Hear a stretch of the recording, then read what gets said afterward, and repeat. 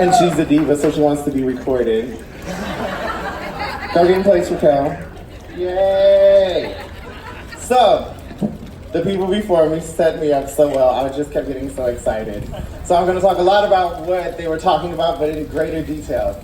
For those of you who do know me, you do know that I'm a mother. And a good mother is a good teacher. And as a good teacher, I should teach you to think critically, right?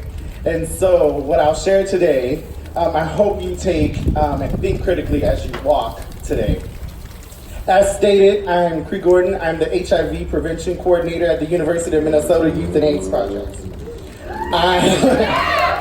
I am Southern. I'm from Louisiana, so I'm not Minnesota nice. So I push a lot of boundaries here in Minnesota.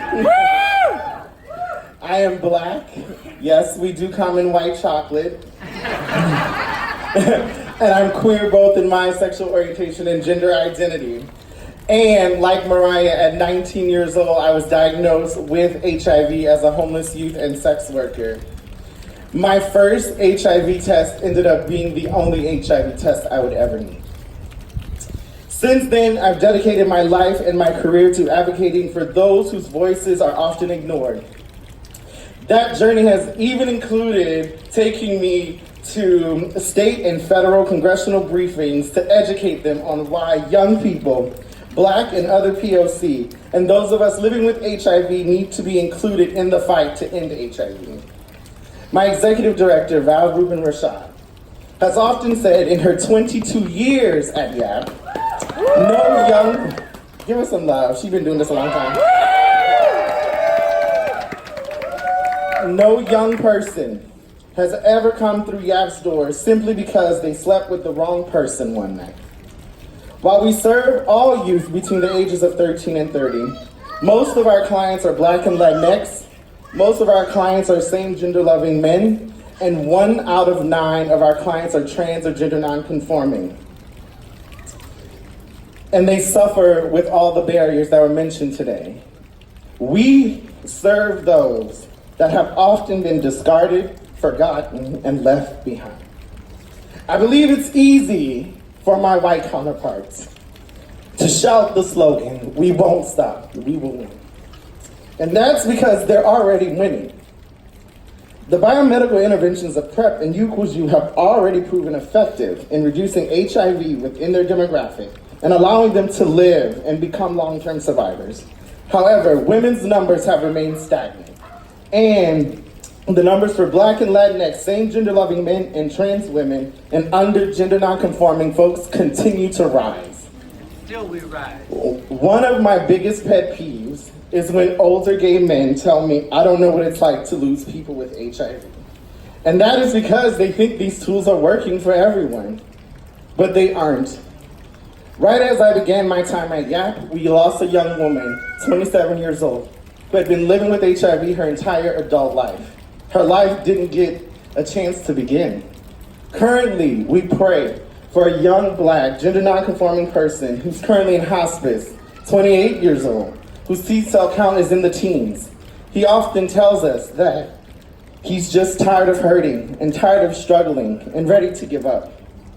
Just recently, I lost a friend, 23 years old, biracial, homeless gay man, to AIDS-related pneumonia in 2019. While we have always carried the heaviest burden, we have been the ones left behind. I, at 34, have already lost count of how many dozens of people I've lost to HIV. Mostly Black and Latinx, mostly same gender-loving men and trans women, and mostly young, under 30. You don't have to watch Pose to see Black and brown faces struggling with HIV. HIV, like everything else in our lives, is intersectional. While I and others who share similar experiences won't stop, seeing the finish line to win will remain challenging for us. Until we address the problems of racism within our LGBTQ+ communities, our HIV agencies, government structures and systems, and better allocate resources to support communities of color, we will not win. Until we abolish the prison industrial complex, the school to prison pipeline for youth of color, punishing people for crimes of poverty, and handing POC harsher sentences than their white counterparts. We will not win until we address the murdering of black people at the hands of the police and the murdering of black trans women at the hands of men who are taught to bear guilt and shame about who they're attracted to. We will not win until we address mental health support, the opiate crisis, and providing better risk reduction services for those who need, such as access to clean syringes and works, Narcan, and alternatives to 12-step. We will not win until we address affordable housing needs, access to quality early childhood, primary, secondary, and university level education, and the necessity of a livable wage. We will not win until we address historical trauma within medicine and create a system where one does not have to jump through hoops and circles to access the medical care they need at an affordable rate, preferably free. We will not win.